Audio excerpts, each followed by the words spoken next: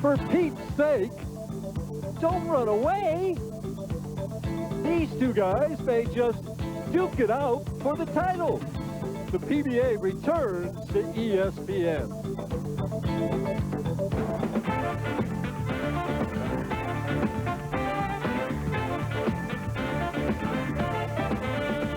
We're inside beautiful remodeled Bradley Bowl for the championship round finals of the Ebonite Challenge. Hi everybody, I'm Mike Durbin, and welcome back to ESPN's coverage of the PBA Fall Tour. And tonight, as always, we've got 5 great players for your entertainment, with PBA Player of the Year ramifications riding on the outcome of this tournament. Our #1 seed, Pete Weber, has won twice already this year, and a victory here tonight would greatly enhance his chances of attaining that award. However, standing in his way is a player that won Player of the Year honors back in 1994, and he was the leader in this tournament up to the final frames of the final game. I speak of Norm Duke. Those are our top 2 seeds. Now let's meet the players that you'll see in our opening match. Our #4 qualifier, a young man from Las Vegas looking for victory #1, Dave Wodka. And his opponent is a 6-time PBA champion, and he's the only bowler to convert the 710 on an ESPN telecast, Jess Stayrook. However, the sleeper of this whole telecast, and maybe the surprise, is our #3 qualifier, a young man from Southern Oregon. This is his first time ever on television. His name is Bryon Smith, and he's with my partner, Marshall Holman. Thank you very much, Mike. I am with Bryon Smith, and Bryon, it's your first telecast. How are you feeling right now? I feel really good. I'm ready to go. I want to go just make some good shots and try to win this thing. All right, well, you sound confident. Have a good time out there today. Right now, we've got 2 confident players getting ready to play. Right now, it is Jess Stayrook going against Dave Wodka, and they're ready to go.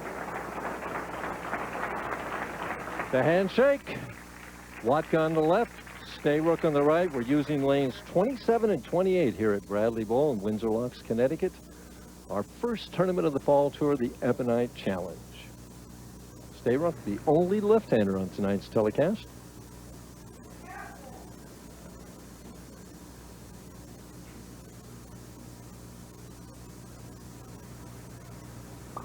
Sends it out there. That's the way to start, Marshall.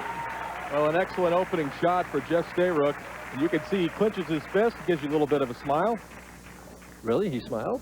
I believe he did. Oh, okay. He is intense. And here's a very, very talented youngster coming up here in Dave Wodka. Just take a look at this aggressive style. Something must have distracted him. So he backs off, resets himself. I guess that doesn't count in the time clock, correct? No, it does not.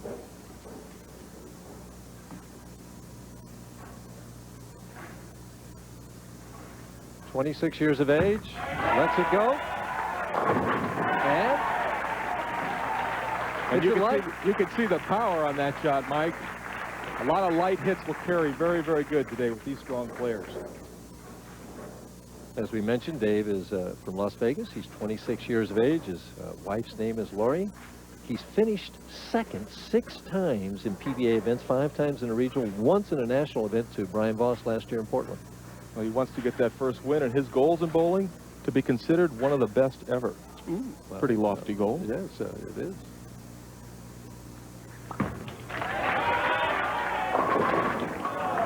Well, the 2-4-10 ball doesn't quite make the turn.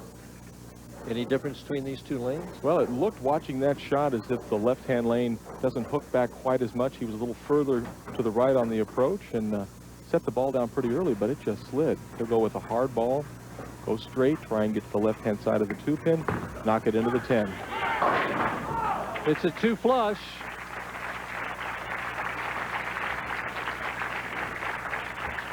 Take a look at Dave Wodka here in the first shot of this frame. Ball just never picks up a roll, slides, slides, slides, and leaves the 2-4-10. Big break early for Jess Stayrook.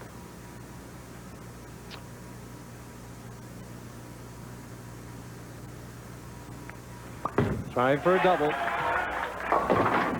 Gives it right back to him.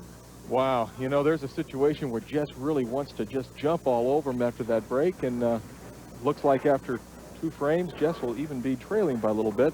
We take a look at Jess Stayrook. Doesn't quite get the ball far enough out on the lane or far left enough on the lane. He knows it's hooking high and gets absolutely no break as he leaves the big 4. Well, he made the 7-10. Can he make the big 4?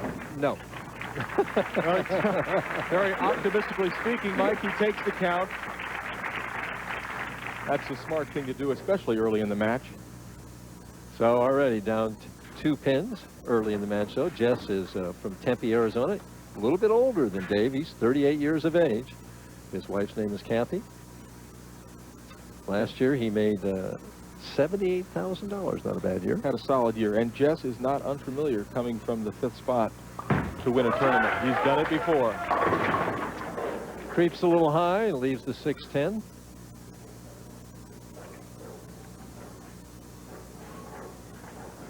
Bowlers all go through their routine, pick up that rosin bag, the towel, and Looks a little bit indecisive right now, and when you leave the big 4, that'll do that to you. indecisive between what? Well, he isn't quite sure exactly how he wants to throw the ball or where he needs to throw the ball to get it into the pocket, as he gets very, very lucky picking up the 6-10.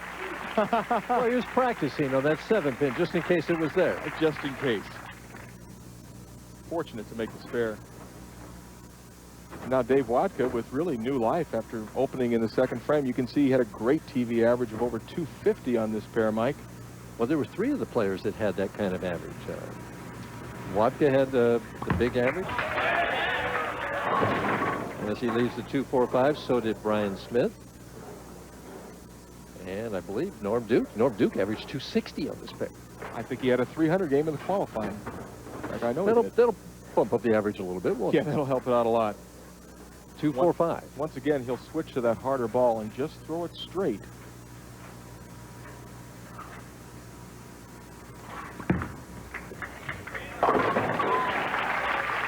Now let's take a look at Dave Wodka's footwork on our Footwork by Dexter. As you can see here, Dave Wodka takes a 4-step approach. Good heel toe, nice rhythm in his approach. Good solid follow through. You can see he's got very, very good balance at the line, and that's critical to making good shots. This segment's been brought to you by Dexter, maker of the SST5, the patented bowling shoe that can adjust to any surface condition. But it doesn't help you always to throw it in the pocket.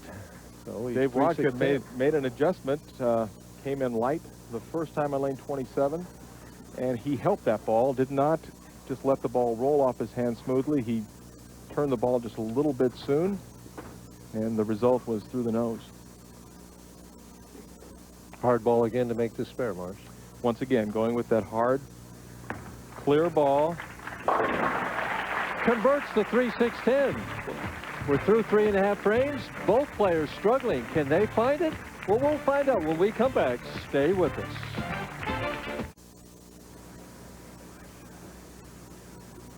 Jess Stayrook, it's 4th frame. He's trailing or leading, I guess, by 1 pin. Both players still feeling the lanes out. Maintains that 1-pin advantage. And he comes out of commercial and makes a very, very aggressive shot, really making those pins dance. And I know you always put extra emphasis on that shot coming out of commercial break.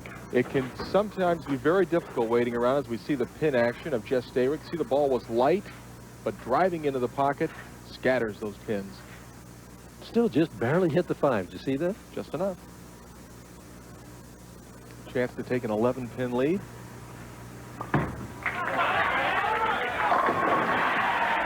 Looked pretty good there. Very aggressive shot. And a very satisfied Jess Stayrook. He knows he's bowling against an inexperienced player, and he wants to take advantage of that and get out to an early lead, put the pressure on Dave Wodka. Well, there was a little conversation going on between Wodka and Bryon Purcell, the bearded gentleman in the back, and giving him a little advice in between frames there. Bryon Purcell works for the Ebonite Corporation and was just telling Dave to let the ball go.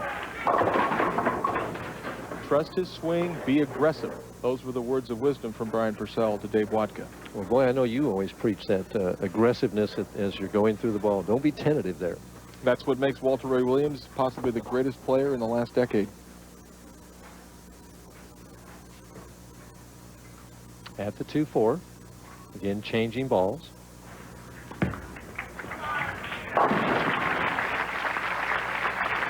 And there's Lori Wodka. That's Dave's wife. They were recently married, July 13. Pretty girl with a pretty smile. Right now, she's heart's beating, though, because her hubby is trailing by 13 pins. It's the 6th frame, our opening match here at the Ebonite Challenge in Windsor Locks, Connecticut. We're inside beautiful remodeled Bradley Bowl. And there's nothing that she can do except just root for her hubby.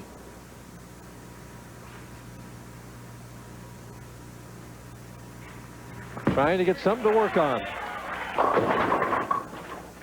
2-8. So he's only really have one ball in the pocket.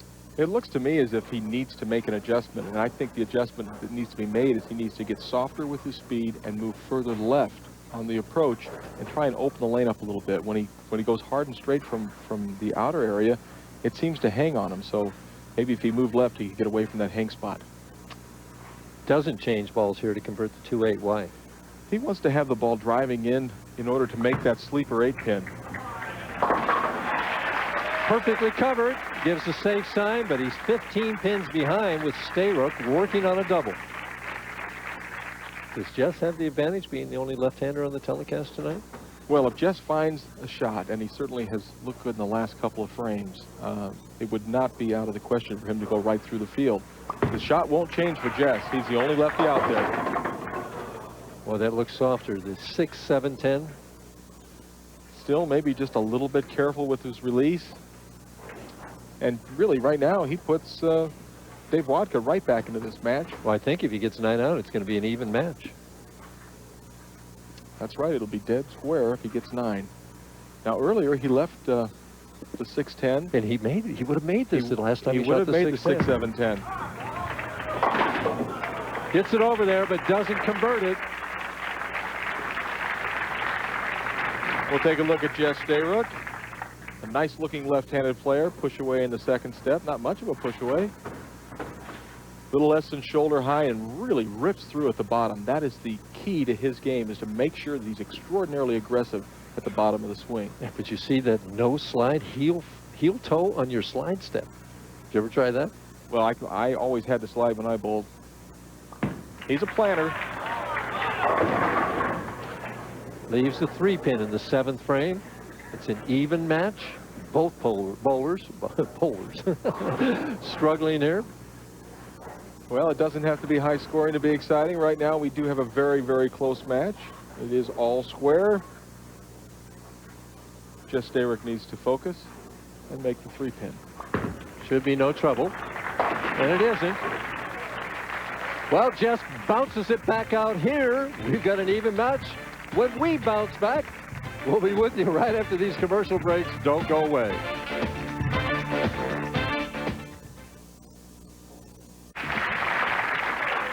Seventh frame, even match. Wodka on a spare. Hasn't had a strike since the opening frame. And was given that match even back to him while he was sitting down with Jess Stayrook, leaving that split in the 6th. Looked like he did exactly what you said. Looks like he moved in a little bit, Mike, slowed the speed down, allowed the back ends to take the ball into the pocket, knocking down all the pins. We'll take a look. It looks like he has moved in a little bit, opened up the lanes, throwing the ball from left to right, and now hooking it back strong in the back end for a perfect result. Chance to take the lead in the match for the first time, 8th frame, opening match. And one of the biggest shots that 26-year-old Dave Wodka has ever thrown.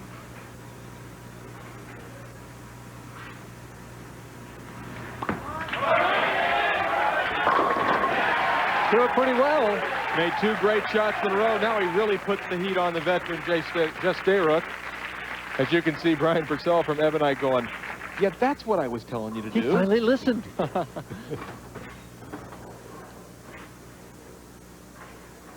8th frame.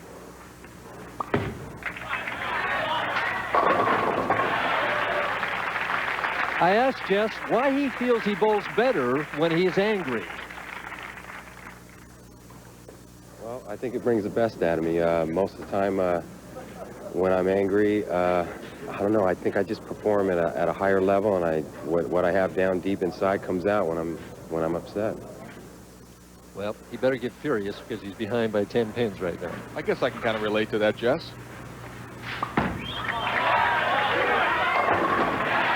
There he is, 2 power strikes in a row, and he answers Dave Wodka with a double of his own, and it's even.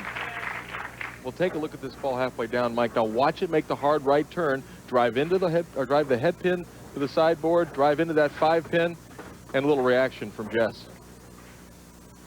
Wodka, even in the match on a double, 9th frame.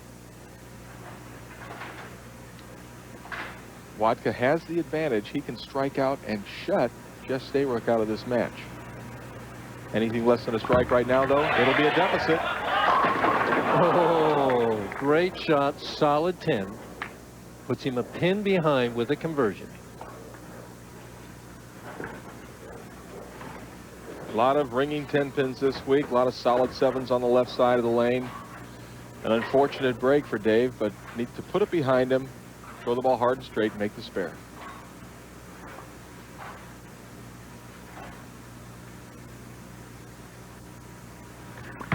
At the 10 pin, he has it. Earlier in his life, he bowled a Pro-Am with Marshall Holman. I asked him about that. In 1977, my family was from Connecticut. I was 6 years old, and they brought me up here to Bradley Bowl to bowl the Pro-Am, and I got to bowl with Marshall Holman. And that was quite an experience. My mom has a picture of it, and she keeps it with her. You remember that, Marshall? Well, I remember he has shown me the picture in the past, and I haven't changed that much from 77, but Dave's grown up a bit. Of course not. You haven't changed. You're Thank just you. the same. Thank you. 10th frame, trailing by 1. Gets a pretty good break, almost knocks down the 8 pin. Interesting, he's had 1 strike on this left lane. He picked the finish. In fact, he's only hit the pocket 1 time. Yes, he did. He picked the finish in this lane. You'll see this shot. He did move in, but the ball will not make the climb back to the pocket. Fortunate to break down the 2-8 and leave only the 8 pin. Still well within this match. Only trails by 2 pins. If he could make this spare and then strike, he'd still put a lot of pressure on Jess Stayrook. Trouble. And that is a rookie mistake, and my gosh, you just hate to see that. Right now, Jess is looking at the scoreboard. He wants to know what he needs. Not much. I think if he gets 9 on this first ball, that would do it. 9 to win. Our scorekeeper, Hall of Famer David Ozio, tells us. I think he can be trusted. Well, he's had 2 splits on this lane, Marshall. Still not over. Needs to get 9 pins. Needs to be aggressive again. And is that aggressive? How about that, Mike? That's scary. How'd you like to face that, huh? I think I'll just sit up here in the booth. He looks like he's ready to take on the WWF or something there. Huh? Well, I know that he wasn't the only one screaming on that shot. His wife, Kathy, a very animated person as well, and I'm sure she's thrilled to see Jess win this first match. Leaves the 7 pin on the second ball, but of little consequence, as he's going to be the winner of our opening match. And a very disheartened Dave Wodka. You know, he may not have won the match even if he had made that 8 pin, but he knows he never should have missed that. That's just something you shouldn't do in that kind of a situation. At the 7 pin, Stayrook converts. Final score, 200 for Stayrook, 178 for Wodka. When we come back, we'll take a look at our top finishers right after this.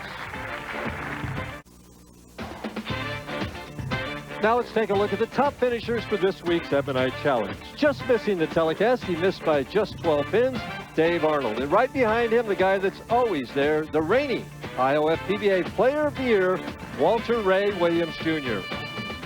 Del Ballard Jr., a 12-time champion, starting to exhibit that old form. And Jason Couch, he won this event in 1993. A guy will be looking for his 3rd Rochester victory next week, Roger Bowker. And Doug Kent, he's a former ABC Masters champion.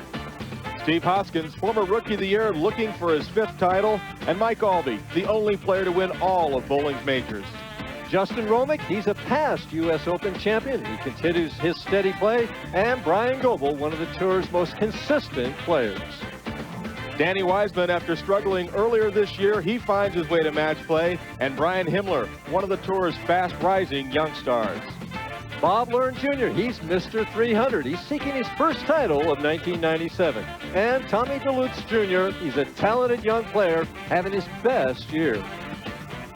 Jack Jurek, he won this tournament back in 1995. And Jeff Lizzie, powerful player. He's always a threat. Mr. Ironman of the PBA has the record for the most consecutive tournaments bowled, Harry Sullins, and Brian Zeisig. He came in for Mark Roth, who withdrew because of a bad hand. Jeff Safino, a strong regional player who's starting to make his dent on the national tour. And our alternate, Jim Johnson Jr., he earned his first title earlier this year in Portland. In our opening match, Jess Stayrook defeated Dave Wodka 200 to 178. He's going to move on to take on Bryan Smith right after these messages. Now, don't touch that clicker. Stay with us.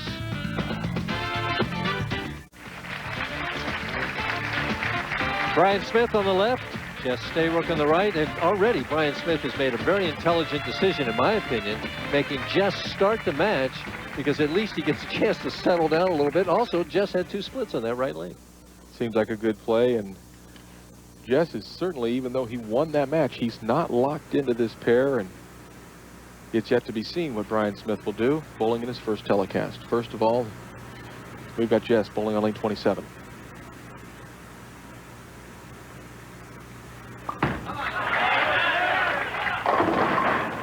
And the 3-6-9. Ball doesn't make it back up to the 1-2 pocket. And fortunate not to have the 7-pin with it. He comes in light like that with that much hook. Very easily could have been a split. So he averts the split, but still has some work to do. A difficult spare to make. How's he go about it? Well, I think he's got to play hook. He likes to hook the ball. I think he's going to hook the ball into this to make sure the ball gets back and gets that sleeper 9-pin. He actually fooled me a little bit, went pretty hard and straight with it, got the job done. And our first look here at Bryan Smith. We'll take a look at this cover. He just gets it straight on, takes care of all the pins with the ball. As we do get our first look at Bryan Smith. Yeah. And I'll tell you, Mike, he's an exciting young player. Throws a very, very strong ball, and I can't help but like this kid. He's from Southern Oregon, lives in Sutherland, about, an hour and a half north of Medford, where I'm from. So have you bowled against him or anything out in Oregon? Actually, not too much. I've done most of my bowling against Bryan right out here on the tour. Okay. You both had to leave Oregon to come to the PBA Tour. Okay. For a double. Didn't take much time. Come on, ball, hook. Go firm, come on. Chop. 1, 2, 4, 6, 10. No loss in count. So how does he make this? Well, there are 2 ways to make it. He can either throw hard and straight from inside, get the ball to the right side of the head pin, and then have the ball deflect into the 6-10, or he can go to the left side of that head pin and get the head pin to go into the 6-10.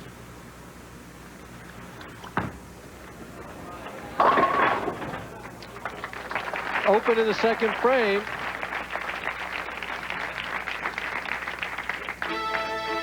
The British Open champion, Justin Leonard, leads the pack heading into Williamsburg, Virginia for the Michelob Championship. Our coverage continues tomorrow starting at 4 p.m. Eastern Time right here on ESPN.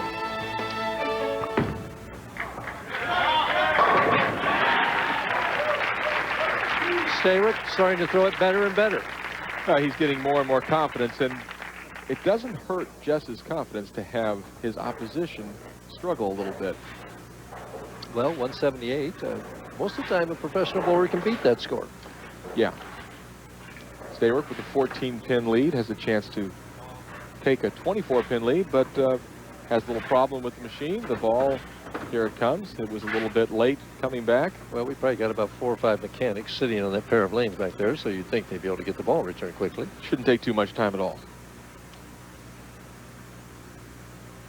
Jess trying for a quick double here on lane 27.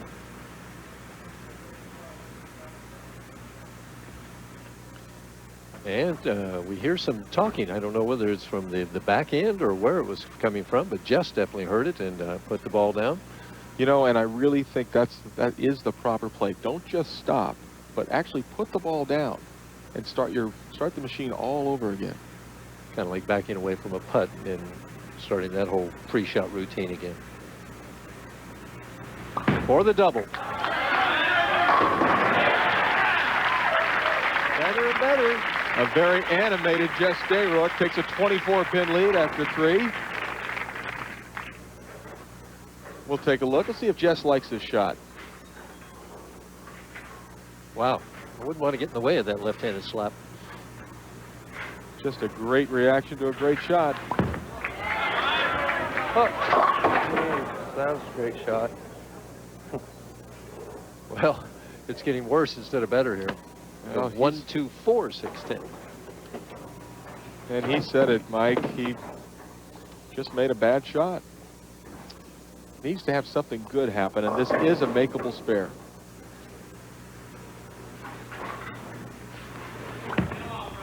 Trying for the conversion, and nothing good happens. I asked Bryon if he was intimidated by all of these great players on the telecast.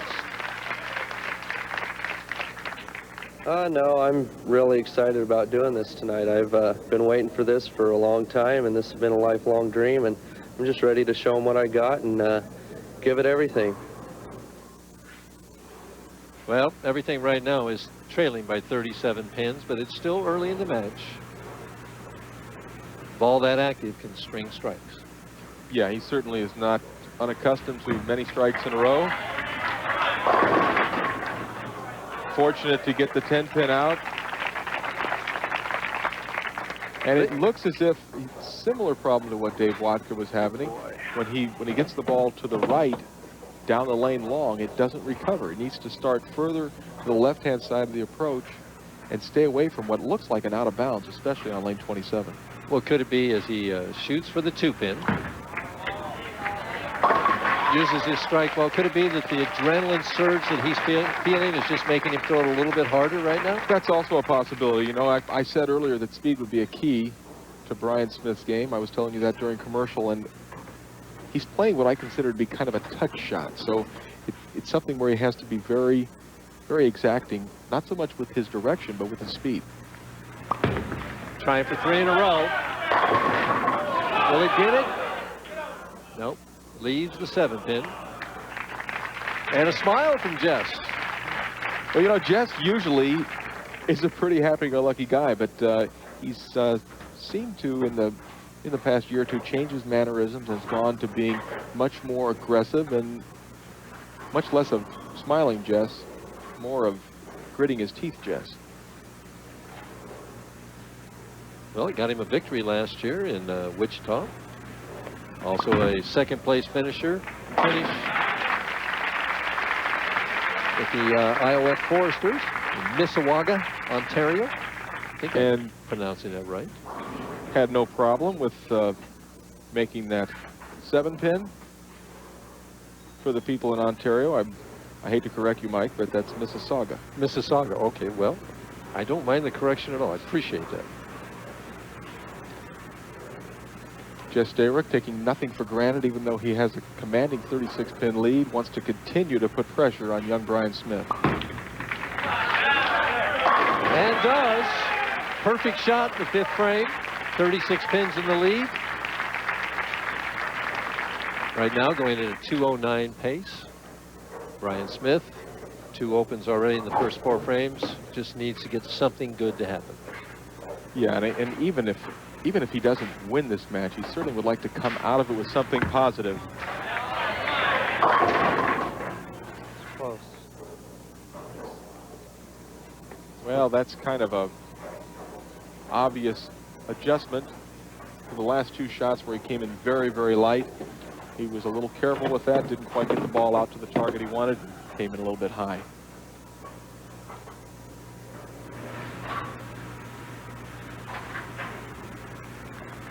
At the 6-10. Now it's time for Dexter footwork of the pros. As we can see, Bryon Smith, his footwork, heel toe, he does that to keep his approach slower.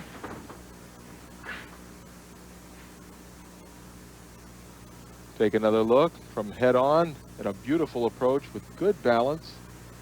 Unfortunately for Bryon right now, not able to get the result. And again, that's brought to you by Dexter's. They make the SST5. It's a patented bowling shoe. Dang. And enables you to adjust to any surface condition that you run into. Things are unreal. Man. 2-8. Totally lost. The inexperience of Wodka and Smith showing in these opening two matches. Yeah, they certainly are, and you hate to see a youngster struggle like that. But he'll file this away, make a better bowl out of it. At the 2-8. And he fails. Nothing good happening for Bryon Smith. Stayrook in command. We'll be back for the second half of match number 2 after this. Sixth frame. Jess Stayrook converted the 3-pin that he left. We're running behind a little bit of our allotted time, and here's the first ball that he threw in the 6th frame. Take a look at Jess Stayrook from behind as he throws the ball way, way left. Doesn't quite turn back quite far enough. Leaves the easy 3-pin, and right now, Mike, all he needs to do is just keep his rhythm going. It looks like he's going to have a fairly easy time with Bryon Smith, but he has got 2 great players waiting for him the next couple of games. 7th frame. A little bit high, leaves the 6-pin. Right now, he thinks a conversion, and it's another filled frame. Yeah, and he's filling frames. He's doing what he needs to do. He's still experimenting a little bit, trying to get himself lined in with a 50-pin lead. Norm Duke is next, and he knows that Norm Duke will figure something out. At the 6-pin, cross lane. A lot of speed. Has the spare. Right now, Bryon Smith just like to get a strike. Yeah, just try and get something good and come out of this with a positive feeling.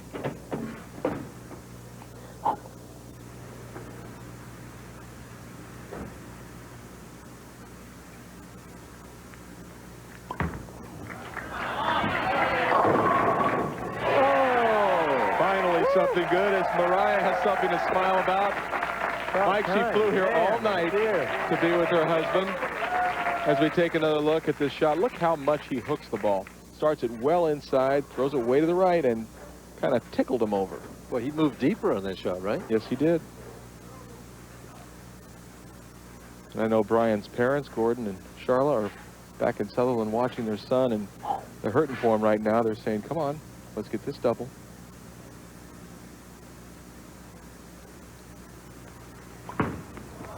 Soft. Come on, ball. Too soft. That was good. A little soft. 3, 6, 9, 10. Fun. Yeah. Well, I tell you what, he's really improved his attitude as far as the way that he's taking the adversity. And believe me, folks, when you need to make the 3, 6, 9, 10 to stay at a 150 pace, that is adversity on national television. There. No. Well, Bryon's maintaining his at least objective detached look a little bit. Fails to convert the 3, 6, 9, 10. I think our statistician David Ozio has lost track of the number of pins that he's trailing by now, but it's a lot.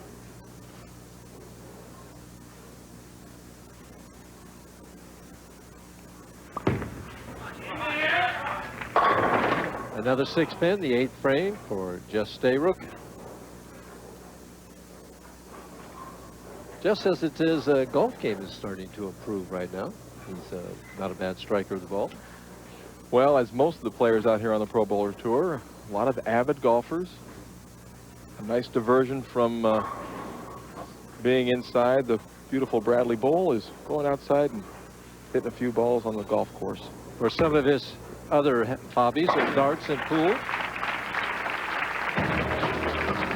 It's the conference semifinal. Defending MSL champion DC United continues their trek back to the finals when they take on the New England Revolution in the best-of-3 conference semifinals tonight at 10:30 Eastern Time. That's on the Deuce.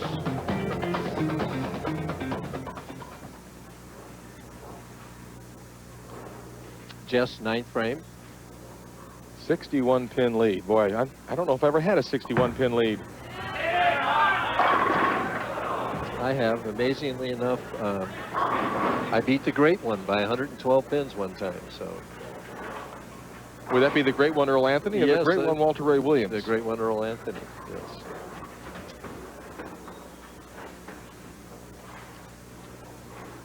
So 3 6-pins in a row for Stayrook. Well, Jess had a lot of problems yesterday in the first round of match play, but figured it out last night, made our telecast, and it looks like he's made his way into the semifinal match against Norm Duke. Well, seeing as he's already got 176, and the best Bryon can get is, what, 166 if he strikes out. Yeah, he's moving on.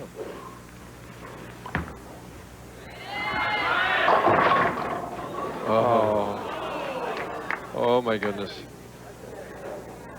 It hurts. 7-10 in the 9th frame. This is going to be the 1, 2, 3, 4, 5th open in 9 frames. It hurts, Bryon. He's saying, boy, if making the TV show is this painful, I may not do it again. It's the 10-pin going in the right direction. And it'll be a tough night for that young lady tonight.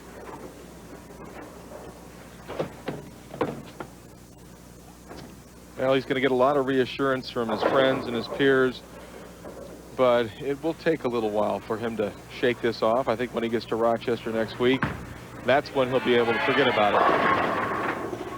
Leaves just the 2-pin.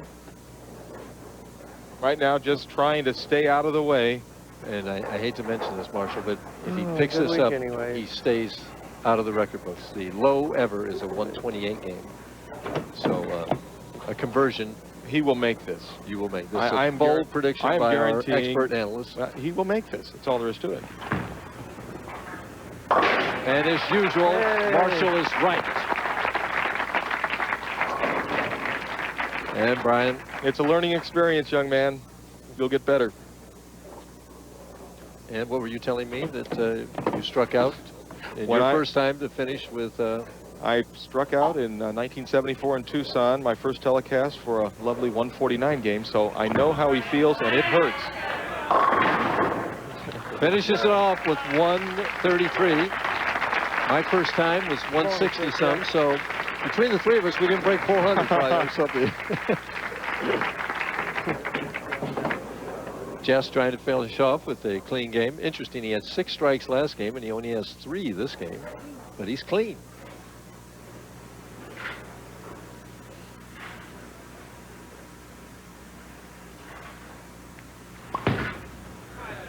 10th frame and a 7-pin. So they just won't fall over, but right now it doesn't matter. They need to fall over in the next game.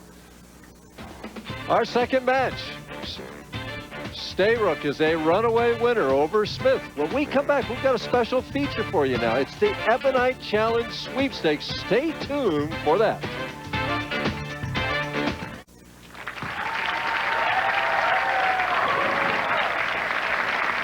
Norm Duke just finishing up his practice shots and getting the familiar Duke, Duke, Duke chant. Gives the handshake to Stayrook, who was warming up on lane 26 as the victorious player of the previous match can do. He can warm up on the adjacent lane. Keep himself loose. Well, Jess Stayrook just bowled against a couple of very inexperienced players. Now he goes against his first future Hall of Famer, Norm Duke.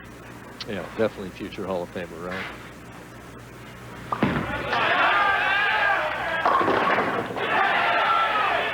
Well, gets a little bit of a break, kicks the 6-pin out of that 6-8.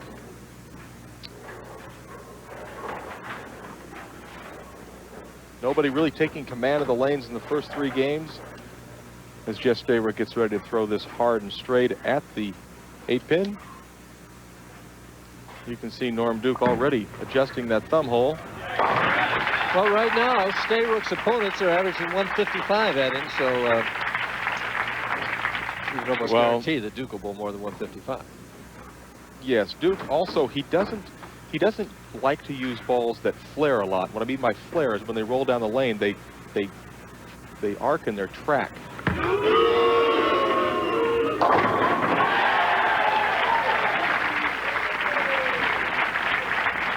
He's asking for a timeout for tape. A tape timeout, I think is what his, if I can read lips of what he said. Apparently he still doesn't quite like the feel of that ball. Wants to take his bevel knife, take the tape out. He's putting it either closer to the top of the hole or further down. If he puts it closer up to the top, that gives him a little more secure grip. Further down toward the bottom gives him a little bit of a looser grip. And of course, the reason he did that was so they wouldn't start the clock on him, the 25-second clock. Well, not only experienced Mike Durbin, but a little fortunate as well. The old bucket crumbler, huh? And he says, Jess, I'm here. Yeah. And I'm not a rookie. Not at all.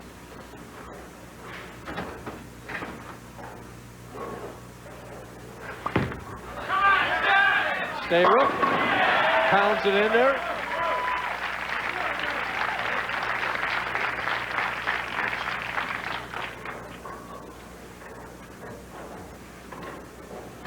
Stayrook now, third frame, trailing by 10.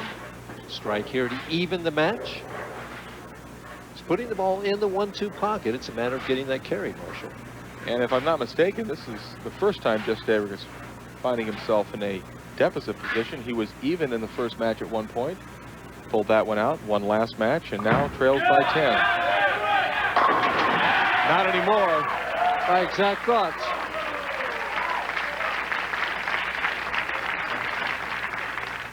Take a look at this ball as it just screams back into the pocket. High flush, 10 in the pit, and a touch of animation. Just a touch.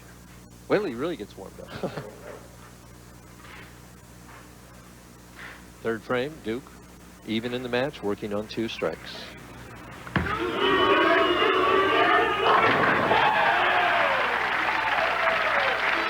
Senior PGA Tour. Tune in on Friday, October the 10th at 3 p.m. Eastern Time when the 1996 hottest senior rookie, John Bland, defends his title against the likes of Arnold Palmer and Gary Player at the Transamerica from sunny Napa, California. That Bland, kind of a wristy putter, but boy, can he hit it. Yeah, great ball striker. I've been having problems with his putting in the last couple of weeks as I've been viewing a little bit of golf on ESPN.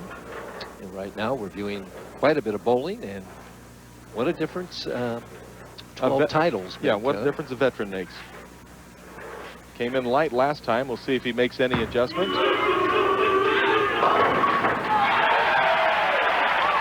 As we see Bill Supper, the Vice President of Sales for Ebonite International, as he approves of Norm Duke's proficiency. Take a look at the power of Norm Duke. He hits light in the pocket, just gets a little piece of that 5-pin and scatters down the 7. And he's excited. Isn't it amazing how little of the 5-pin those balls get on those replays? Yeah, they're not throwing them hard to the wall, but they're getting enough of them. Jess for 3 in a row.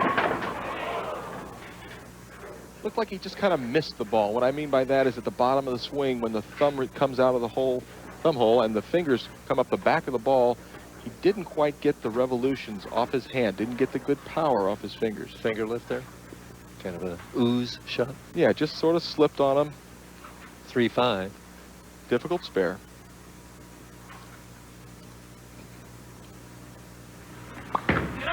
At the spare. And that's why it's difficult, because it just seems no matter what board you aim at or stand on, you chop it. Tough break for Jess Stayrook. We'll take a look at it. He throws the ball hard and straight. Wants to fit the ball in between the 3 and the 5.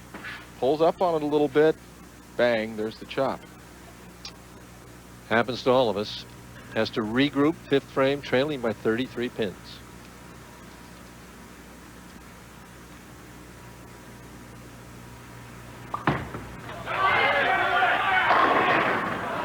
Much better shot this time, Mike, but still doesn't quite get them all down. Leaves a 6-pin. A little bit of frustration for Jess Stayrook, not only because of the open frame in the 4th, but all those strikes for Norm Duke.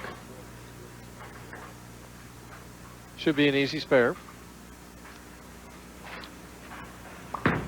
Cross lane at the 6-pin and has it on the right. Duke steps up, 5th frame, leading by 34 pins.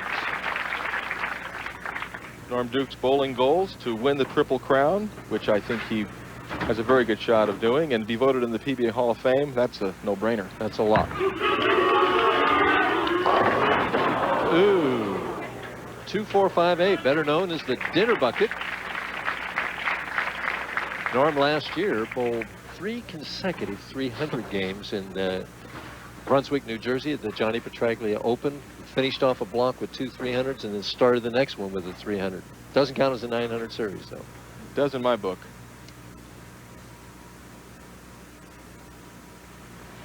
At the spare. And a great spare shooter threw the ball very, very straight and direct. We'll take a look at Norm Duke. Takes a six-step approach from all the way at the back of the approach. Gets the ball started, the push away.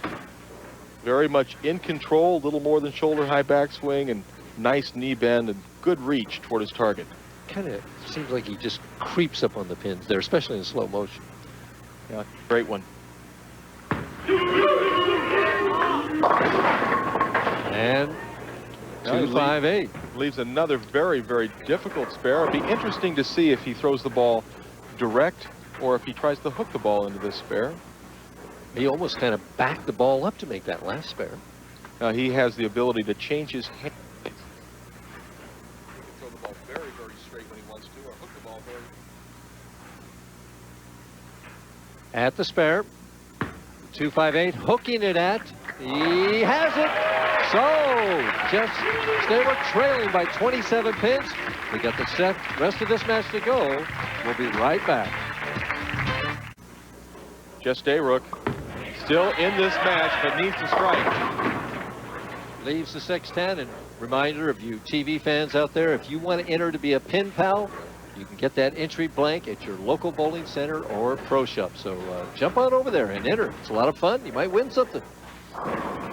Jess Stayrook trailing by 29 pins, and Norm Duke really had the opportunity in the 5th and 6th frames to put the match almost out of reach, but left a couple of tough spares, converted both of them.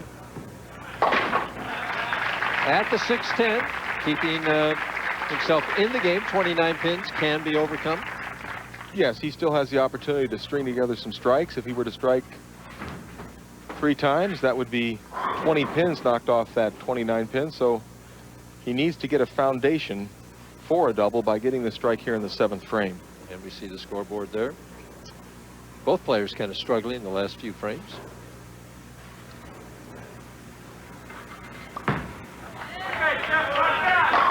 And Stayrook back in there.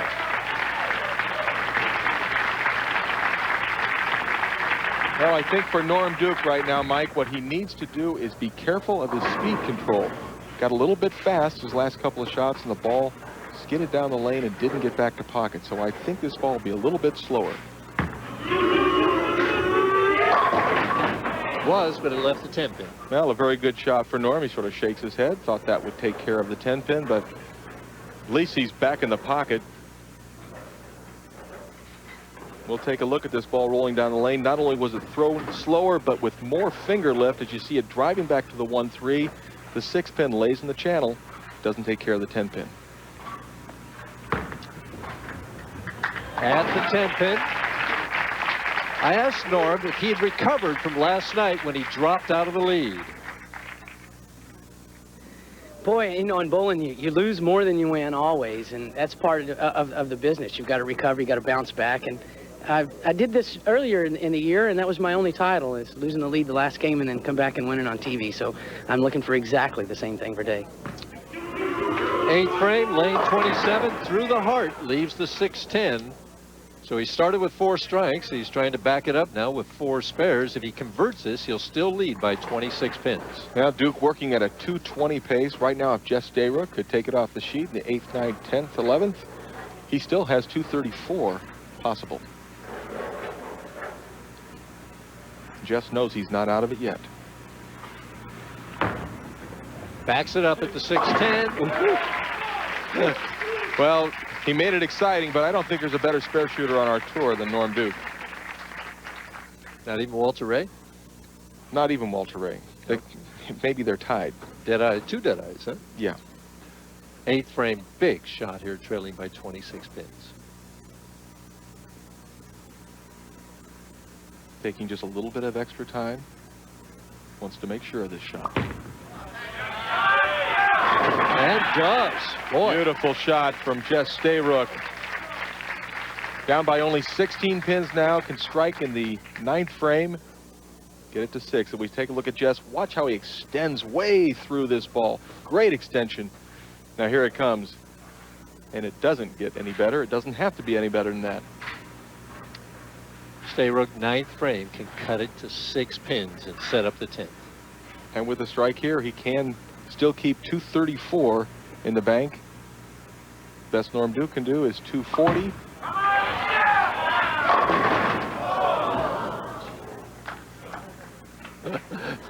He sort of makes a little bit of a joke out of the way that ball hit. He thought it might knock out that 7th pin, but it didn't. Now he needs to convert it to stay 17 pins behind. Puts the whole the match in a whole different light, though. Now Duke just needs 2 marks, right? Yeah, and you got to like Norm's chances, but he still has to get it done. But first of all, we've got to make this 7 pin for Jess Stayrook.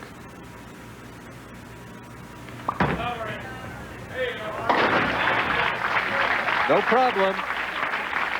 Back to Duke now, leading by 17 pins. Norm Duke leading by 17. I'm sure his wife Karen and son Brandon are watching right now from Claremont, Florida, wanting him to get a couple of spares or maybe a couple of strikes. Big strike in the 9th frame.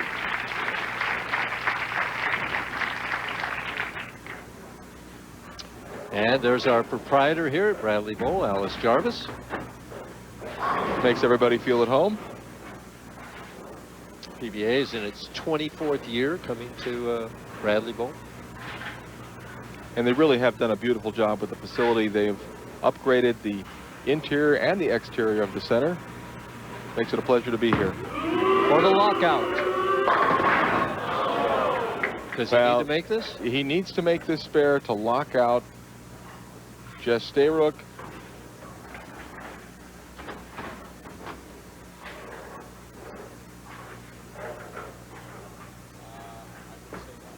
Cross lane at the 10 pin. Clean game going to this point. Needs this to has it right there. Well, he didn't disappoint me. He's a great spare shooter. I think when he left that 10 pin, he was pleased with the shot. He knew it came off his hand pretty good. He's going to make that. Needs 4 pins, Marsh. Well, foregone conclusion? A foregone conclusion, and I think just needing 4 pins, he's going to try and stay loose for the next match. Just make a good shot. He knows he can get 4. And he gets 10. Yeah, Norm Duke shoots 220, and quite an improvement over the other right-handers bowling earlier this evening. And Stayrook, not a bad tournament. 3rd place finish here. Jess just finishing it out. Leaves another 7 pin.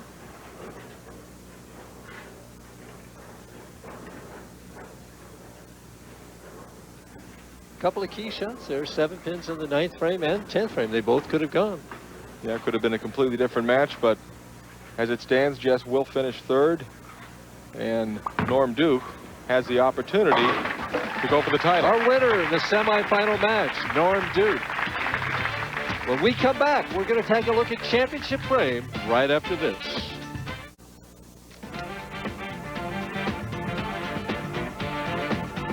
Now it's time for championship frame. A kind of review of our 3 previous matches. And in the opening match, 10th frame, Wodka had an 8 pin to keep himself in the match. Just needed to make it. Well, Mike, he needs to make this, and he lets the ball slip off his hand to the right. I think Jess Stayrook probably says, thanks, Dave. Dave's disappointed, as well he should be. So the final score of the opening match, Stayrook 200, Wodka 178. Stayrook survived that opening match. He went on to take on kind of a very nervous Bryon Smith.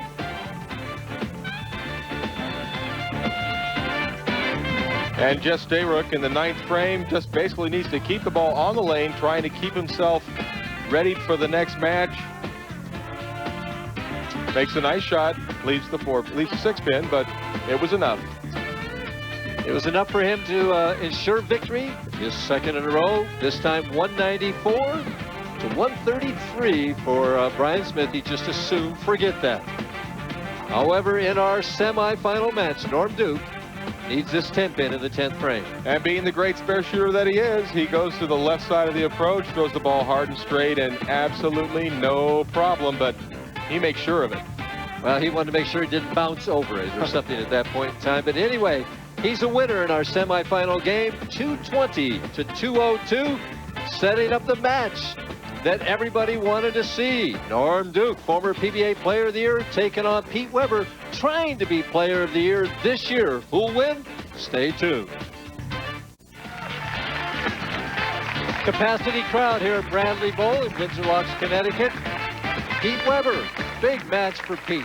2 victories this year, 11 championship round appearances, an outstanding year, but he needs another victory, Marshall. Well, he needs a victory to make it 3-3 with Walter Ray Williams, and if he does win, he'll only be just a little over $2,000 behind Walter in money earnings. So, indeed, a very, very crucial match for Pete Weber. Leaves a 10-pin on the opening shot.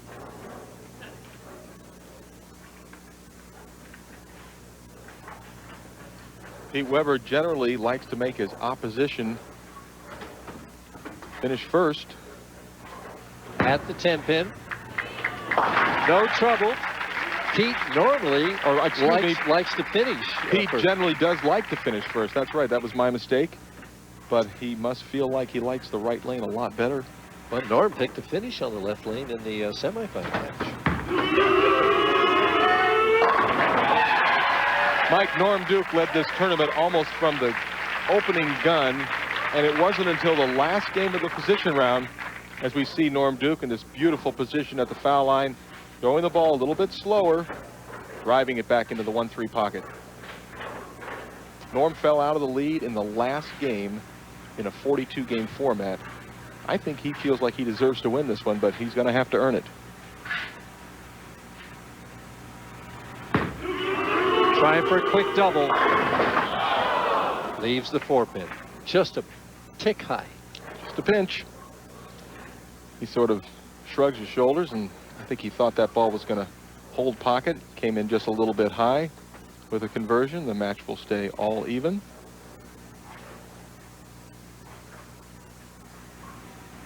Watch how straight he throws the ball at this 4-pin.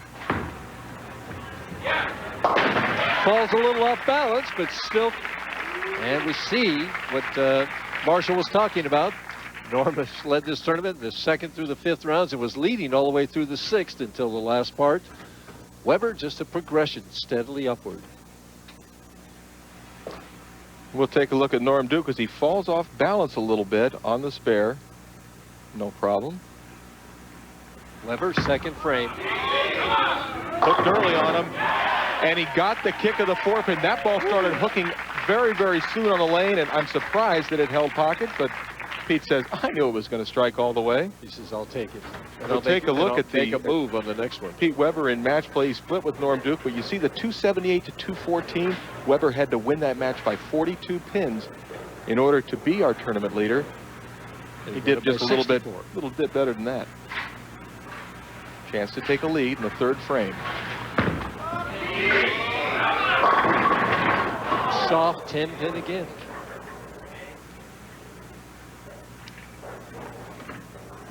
What can he do about that? Well, he's either got to throw the ball even a little bit softer to get the ball full in the pocket, or make a little bit of a move to the right on the approach. Changes balls for the 10-pin. And another great spare shooter in Pete Weber.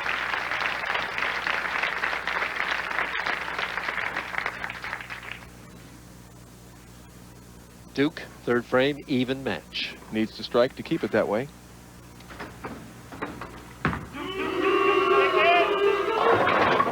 And doesn't, leaves the 2-5. Ball just didn't quite make it back on that right lane, Marshall. No, and he's had problems on both lanes with the ball sliding a little bit going down. Maybe just a little too much speed. Maybe didn't quite catch the ball with his fingers during the release. Right now, that's history. He needs to concentrate on a difficult spare. Well, he makes it look easy. Amazing how he throws that almost a backup ball at that spare. And he has such great control.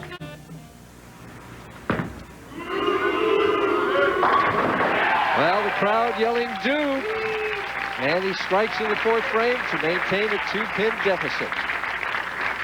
And really, virtually the same shot he threw the last time in the left-hand lane, but he got the ball to hold pocket. Instead of it getting towards the 1-3 and continuing to drive through the pocket, it set up a little bit, got all 10.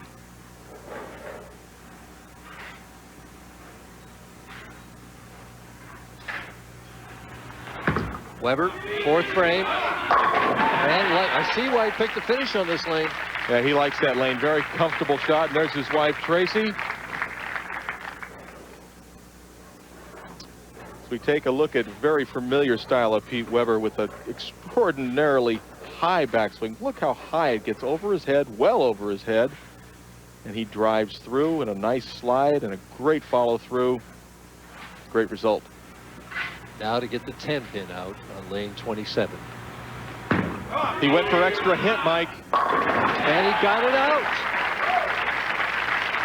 That's another way to make that adjustment. He went for extra roll. Extra hit means extra roll? Extra hit means extra roll. When he got to the bottom of the swing, we'll take a look at the bottom of the swing, and he really rips through.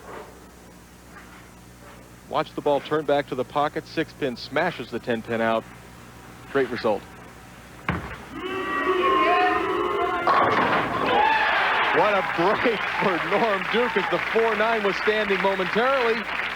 But they fell down. That ball seemed to hook out right at the pocket. Well, we'll take a look at it, and you're right, Mike. The ball stops hooking. I'm not sure what got the 9-pin. Norm doesn't care. He's just glad they're down. It wasn't the 4-pin. It had to be the 7 or the 8. I'm not sure which one it was either. It's a 2-pin deficit. Halfway through our final match, two great players.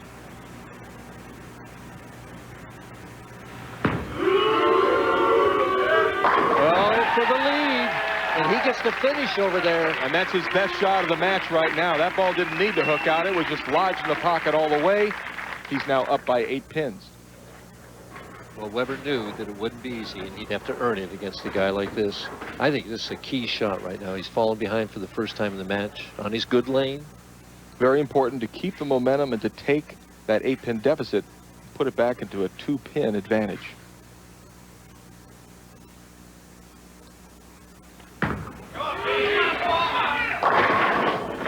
Oh, that's a terrible break for Pete Weber. A powerful strike ball that hit light, but the 7-pin refuses to fall.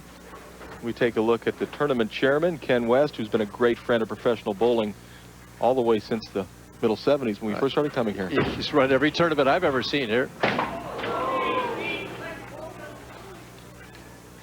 Unusual to see Pete miss this. And you'll take a look and see the 5-pin get thrown towards the 7, but it got interfered in, and we'll take a look at Pete Weber going hard and straight at the 7-pin, and a mental mistake from a great spare shooter. Wow. Puts him behind by 20 pins, 4 frames to go. Has to regroup here mentally. Well, he makes a great shot, comes in flush in the pocket, leaves the ringing 10. Norm Duke not showing much emotion, but I know inside he's probably saying, thanks for missing the 7-pin, Pete. Wow, the shoulders went down. The body English coming back was just one of defeat right there by Pete Weber. Well, it's not over yet, Mike. There's still frames to be bowled. But right now, it's a 21-pin lead for Norm Duke. And working on 3 in a row, the hammer in hand. Has the chance to really put the match all Duke's way with a strike here in the 7th frame, as Pete Weber can only shake his head and wonder, how could he possibly miss that spare? Now that was a shot that he got away with murder on that shot, Mike. That ball started to face up early. What I mean by that, is it started to hook very soon. Watch this ball as it gets about 20 feet down the lane. It starts breaking now. And that's early, and he's going, oh, my God, what have I done? And it went from double pinochle to a strike. What a great break. 31 pins in front, 8th frame. Scoreboard tells the story. Now Pete Weber with a possible 227 game. Right now, Norm working at a 228 pace.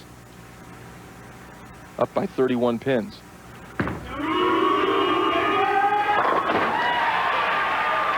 And another ball that got toward the pocket and stopped on him. He's really figured something out, Mike. Did you see that? Pete put his hand out for a little tap of his hand to Norm as he came back off. Now, of that. good sportsmanship as we watch this ball. Looks high, but it stops. Weber, light. Well, He's basically given up now at this point in time. Leaves the 2-8. Doesn't look good for Pete, as now he's down by 43 pins, and it's going to take striking out, making the spare and striking out for Pete Weber as he'll hook the ball at the 2-8. Come on. He makes the spare. Now he desperately needs to strike in the 9th frame to have any kind of a chance, and he'd need help from Norm Duke. Norm Duke has to open in order for Pete to have any opportunity. Well, sometimes they just won't fall over. The 6th and 7th frames key in this match. Weber opened and spared. Duke struck in both of them to maintain a 5-bagger. And the shot in the 6th frame for Pete Weber, not only does he get an open out of it, but it should have been a strike in his mind because he really hit the pocket nicely.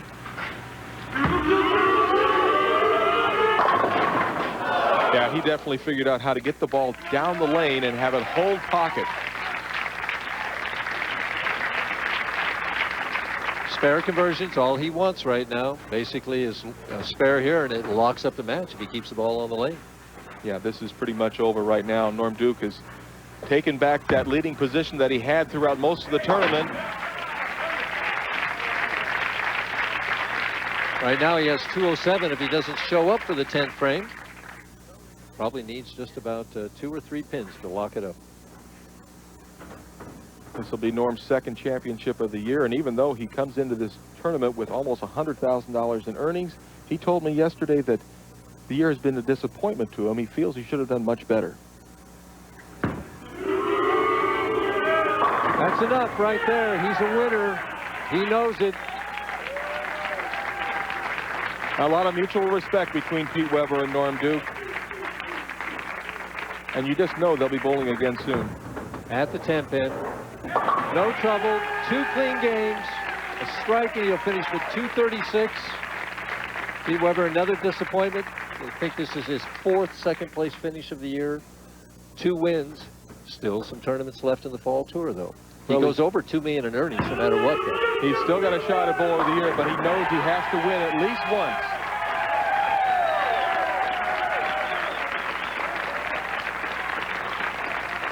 There you have it, the winner of the Ebonite Challenge in Windsor Locks, Norm Duke. We'll be back to talk to him right after this. There's your champion, Norm Duke, the winner of the Ebonite Challenge here in Windsor Locks, Connecticut. He's getting the check there from Bill Supper. He's the Vice President of Sales, and the trophy right there from Ken West, who's been the tournament chairman here for years. A very elated and happy Norm Duke holds up that trophy right there. Getting the congratulations from Bill Supper right there, who's one of the big sponsors of Ebonite, who's kind of underwritten the fall tour for the PBA. And, of course, the beautiful background, we see Ebonite bowl the win right back there. And the final score, so everyone knows it, it's Norm Duke, 236. Pete Weber, a disappointing 194. And a little bit of a give him to it right there. Norm Duke, who lost the lead in the last game last night, but now he's the victor. For Marshall Holman, this is Mike Durbin saying so long from Windsor Locks, Connecticut, where, of course, Norm Duke has won the first Ebonite Challenge. Be sure to join us next Wednesday, October the 15th, 7:30 Eastern Time, for the second Ebonite